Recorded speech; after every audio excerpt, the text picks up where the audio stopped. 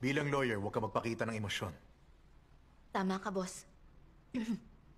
Boss, nalaman kong may mali sa kaso ni Dongshan. Hindi sakit ang dahilan ng pakikipaghiwalay niya. Nalaman kong may kabit siya at magkakaanak na sila. Kaya gusto niyang mag-file ng divorce. Paano mo yun nalaman? Nung nag-uusap kasi kami, may sinabi siyang hindi akma sa edad niya. Medyo nagtaka ako nung time na yun. Tapos nalaman ko nakasama sa assets niya ang isang private villa. Naisip kong magbaka sakali at puntahan yung villa. Pagkatapos nakita ko sila ron. Chongyao, sa wakas natuto ka ng mag-isip. Mabuti naman. Ba't parang hindi ka nagulat? Huwag mong sabihin alam mo na dati yun. Hindi sa ganun.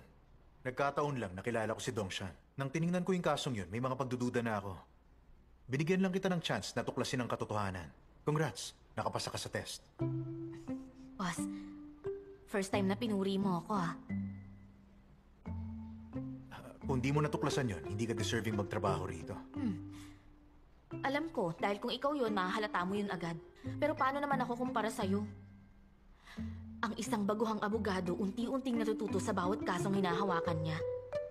Hindi bale, huwag kang mag-alala. Talagang mas gagalingan ko pa. Mas mag-e-effort ako. Sisiguruhin ko... Hindi mo ako malalagpasan.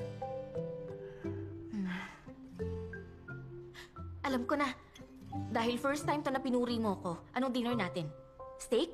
Seafood ba? Pwede rin umorder ka na lang. Next time na lang. May appointment ako mamaya. Sa labas ako magdi-dinner. Okay, next time na lang natin gawin. Back to work na ako.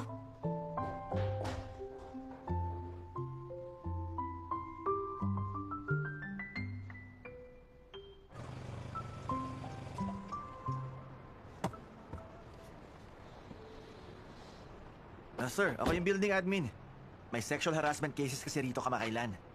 Kung may babae kang kasama sa bahay, pakisabihan na lang na mag-ingat. Yung mga ganito kaseryosong bagay, di lang dapat ipaalala, i-report nyo sa mga pulis. Nagsumbong na kami sa pulis, kaso repeat offender kasi yung suspect. Pamilyar na siya rito sa lugar natin. Bumuo na nga kami ng team para hulihin siya pero nakatakas pa rin siya. Ngayon nag-assign na kami ng security guards na magbabantay 24 hours a day. Malaking neighborhood, mababantayan ba ang lahat ng area? Sisiguruhin namin. Bukod doon, nilagyan na rin namin ng CCTV ang lahat ng public areas. Yung non-public areas.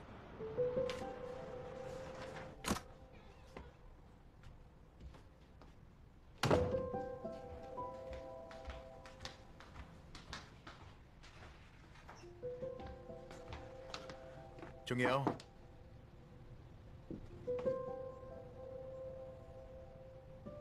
Nilabas na siguro yung aso niya.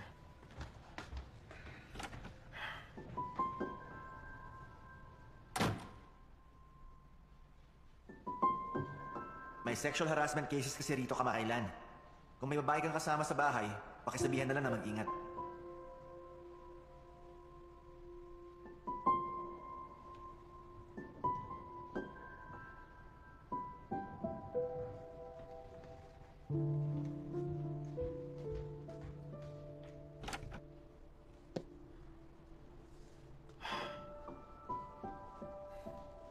Baka napasarap lang yung paglalakad nila ng aso niya.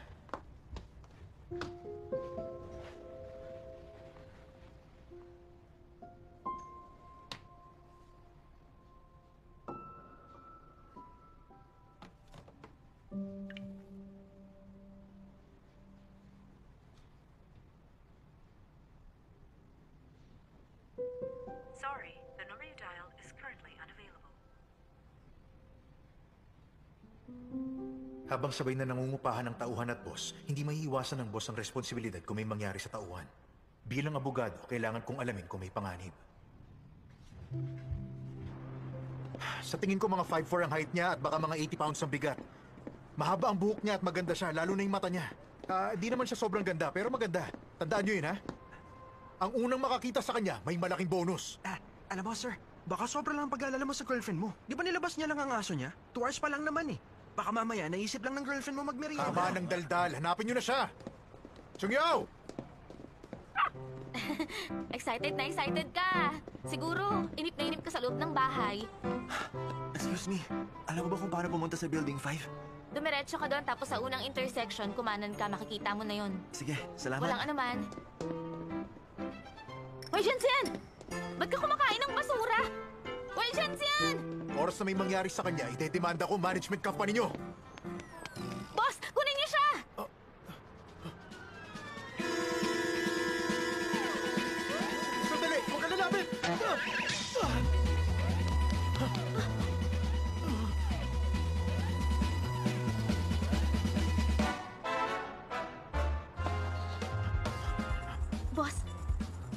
Pasensya na.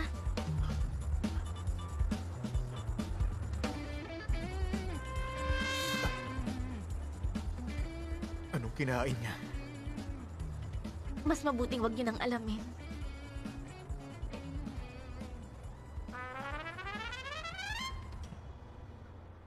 Chungyao, bilisan mo nga!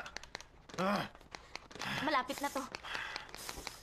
Bilisan mo sabi, pag nainis ako, palalayasin ko kayong dalawa ng asong yun! Boss, pinapabula ko pa eh. Alam ko nagmamadali ka, pero kung hindi ka na makapaghintay, maghugas ka na lang. Ayoko hawakan ng laway nun. Kung hindi, kanina pa sana ako naghugas. Ang baho! Ayan, okay na. Halika na. Bilis! Yan. Nasaan na ba? Dito. Oo nga, ang baho. Sinabi ko na nga eh! Hugasan na natin.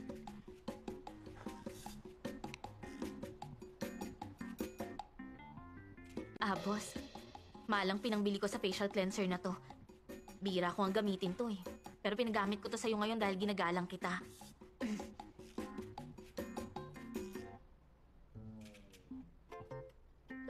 Mas okay ka na ba?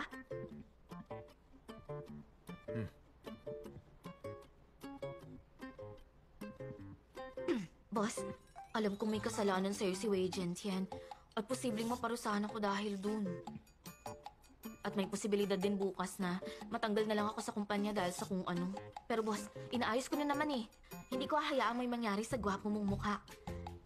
Dahil kung hindi, mababawasan ng isang level ang kapugian mo.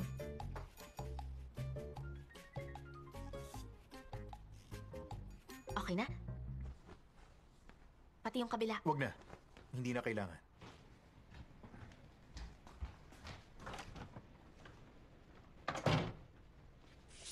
Boss, hindi mo kailangan mag-alala sa akin. Kasama ko naman si Wei Jiantian. Kasi kung may mangyari man, tatahol siya. Pero boss, maraming salamat dahil concerned ka sa akin.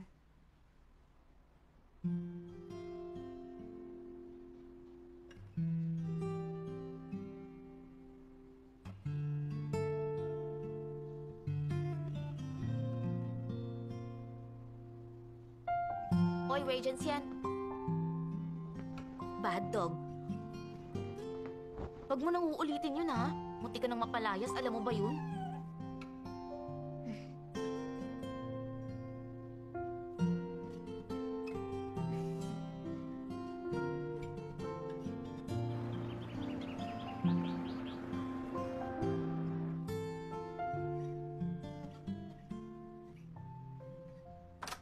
Good morning, boss.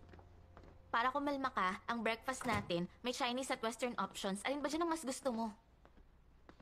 Wala rin kwenta to kung hindi rin naman mawawala yung aso. Alam kong nagalit ka dahil sa nangyari kagabi. Pero hindi mo ba pwedeng bigyan ng isa pang pagkakataon si Wei Jiantian? Isa pa, tuta pa lang siya eh. Ganyan ka ba humingi ng tawad? Alam mo kasi, hindi naman lahat ng tao nagkakaroon ng pagkakataong matupad ng pangarap. Nakagat ka na rin ba ng aso ng bata ka? Yun ba ang dahilan kaya ka ganyan? Anong ibig mong sabihin kaya ako ganito?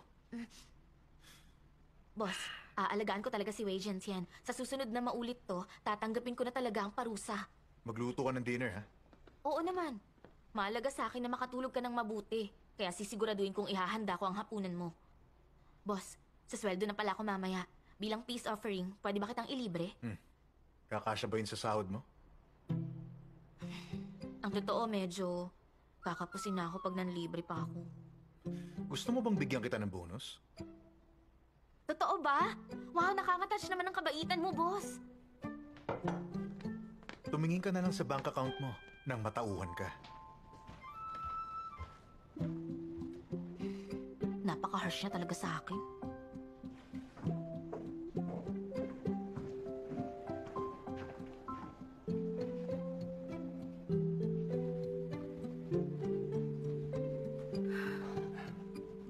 Ang ganda ng view sa labas, ha? Bakit dito mo ako sinama? Ang naisip ko kasi, kahit public lawyer ka, dapat may fixed area ka rin kung saan ka mag-opisina, hindi ba? Napaka-convenient ang lugar na to. Katabi lang ng Junhong. Pwede mong puntahan si Changyao. Perfect. Tama ka. Dito tayo maglalagay ng desk. Sige. Magandang lighting dito eh. Maglalagay ako ron ng sofa para Oh. yun ang guest area. Okay. Tapos maglalagay ako ng tea and fruit platter para pwede ka rin dyan mag-relax. Pareho tayo ng iniisip, ha? Konektadong isip natin. Maglagay tayo ng money tree sa entrance para makaakit ng pera. May isa na nga sa lobby ng Chunhang. Jun, salamat. Pero di ko to matatanggap. Nakita mo naman, di ba? Usually, nasa probinsya ang trabaho ko o sa mga shantytown o sa demolition area. Di ko kailangan ng ganitong office. Pero salamat. Ganito kasi. Gusto ko sanang humingi ng tulong sa'yo. Meron kasi akong problema. Di naman tamang wala man lang akong ibigay sa'yo, hindi ba?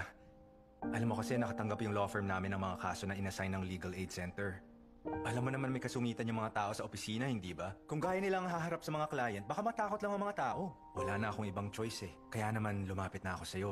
Nakasalalay dito ang Golden Scale Award namin. Kaya pagbigyan mo na ako. Walang problema.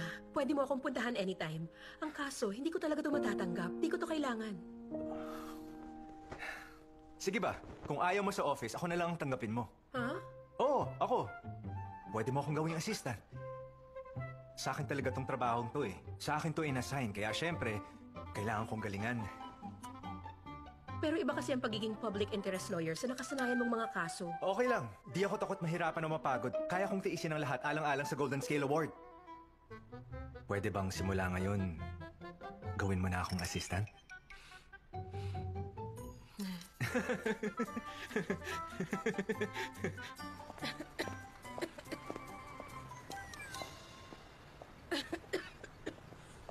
Mrs. Zhang, Attorney Chang, buti bumalik ka na. Tungkol sa kaso ng asawa ko. sa loob po tayo. Halika kayo. Sige.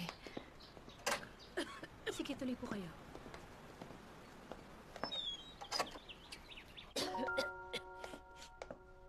Mrs. Zhang, inumin niyo to habang mainit-init. Yung tirahan niyo kasi, laging madilim at malamig. Mabilis lang na magkasipon sa ganong lugar. Alagaan niyo po ang kalusugan niyo.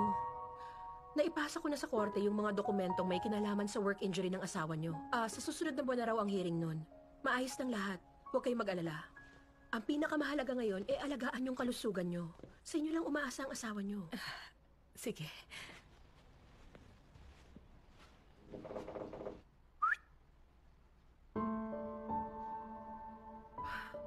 Mrs. Zhang, lalabas lang ako sandali. Pakihintay niyo lang ako, babalik din ako agad. Walang problema, attorney. Halika.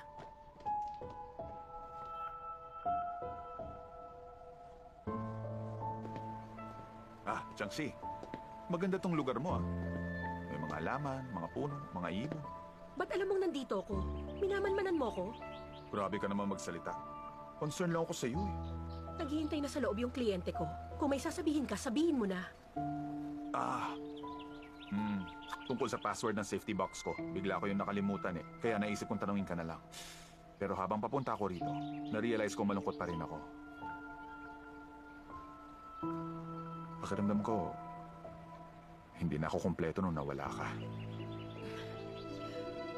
Ang password ng safety box ay ang date ng kasal natin. Paano mo nakalimutan yun? Jiangxi, alam ko na mahal mo pa rin ako. Ang totoo niyan, ganun din ako sa iyo eh. Saka paano kita malilimutan? Hanggang ngayon wala kang pinagbago. Ang ganda mo pa rin. Kung hindi mo ako makalimutan, bakit nakalimutan mo yata na... Na-divorce na tayong dalawa. Aray! Yung pa ako! Teka, sandali lang! Attorney Chang, tapos ka na ba? Nakalimutan ko meron pa pala akong kailangan gawin. Go, bilis! Palalagpasin ko to. Next time tatawag na ako ng pulis.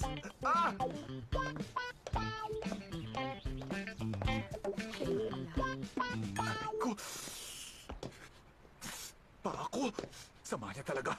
Para kasing may mali kaya, sinadya ko kayong istorbohin. Attorney Chang, ayos ka lang ba? Ayos lang po. Maupo ulit kayo ron. Oo, sige.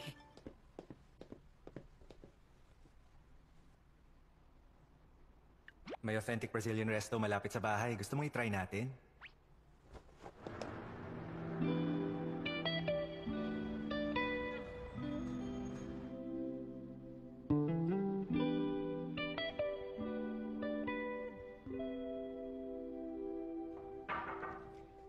Boss? Boss, inayos ko na ang info sa Dongshan case. Pakicheck na lang kung may kailangan kang ayusin. Chungyao, Huwag mo nang ituloy ang Dongshan case. Pero bakit? Meron ba akong nagawang hindi tama? Sabihin mo naman. Wala. Magaling ka nga eh. Wala kang kasalanan. Eh, anong nangyari? Umatras ba si Dongshan?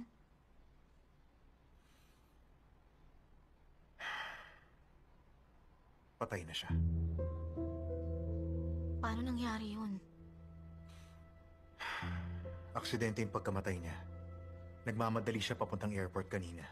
Isang malaking truck ang tumagilid dahil overloaded. Nadagadan ng kotse niya. Dead on the spot siya. Yan yung death certificate niya. Finax ng assistant niya. Sa divorce proceedings, pag namatay ang isang party, case terminated na. Kaya di natin kailangang ituloy ang kaso. Kay Dongshan naman, at least na-achieve naman ang halos kalahati ng goal niya. Tapos naman na ang pagsasama nila ni Jiang Wenshu. Dahil sa kamatayan nga lang.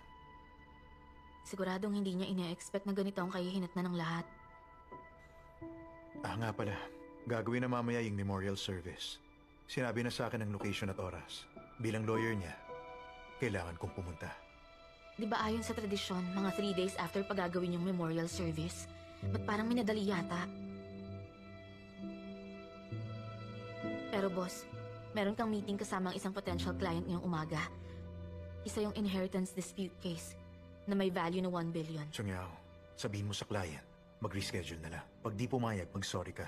I-cancel mo na lang. Baka lumipat sa ibang clients yung law firm pag ginawa ko yun. Alam ko. Sige, tatawagan ko na yung client. Chongyao, sumama ka sa memorial service.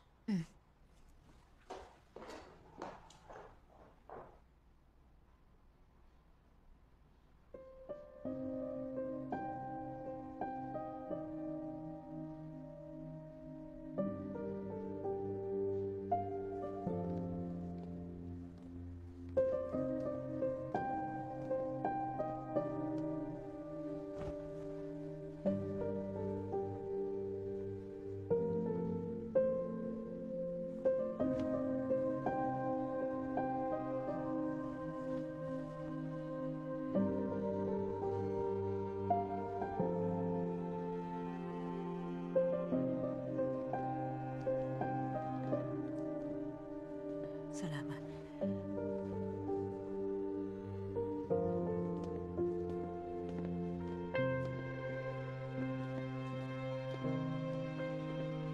Ang papa kong si Dongshan ay naging isang mabuting ama at isang mabuting asawa. Nung panahong bata pa ako, sinimulan nila ni Mama ang negosyo namin mula sa wala. Malalim ang pagmamahalan nila. Binigyan nila ako ng magandang buhay sa abot ng makakaya nila. Ngayon, napakabigat sa kalooban ko na humarap sa inyong lahat at ipagluksa ang mahal kong papa.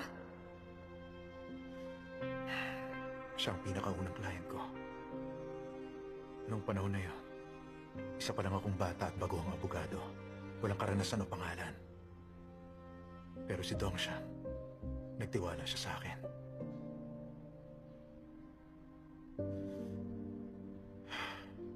Nakikiramay mga kawalan si Sue. Salamat. Salamat sa pagpunta.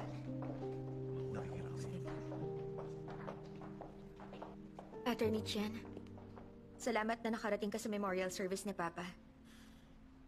Kliyente ko si Mr. Dong. Tungkulin ko to. Attorney Chen, kung okay lang, gusto ko sanang makausap pa kayo ng kaunti. Walang problema. Mabuti. Salamat. Min, iwan mo muna kami. Meron lang akong i-discuss sa mga abogado. Sumunod ka na lang. Sige na. Apo.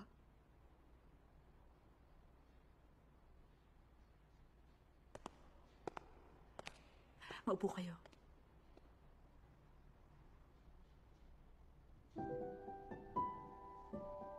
May mga bagay na matagal ko nang kinikimkim sa loob ko. Kung di ko pa to ilalabas ngayon, baka di na ako magkaroon ng lakas ng loob para sabihin to.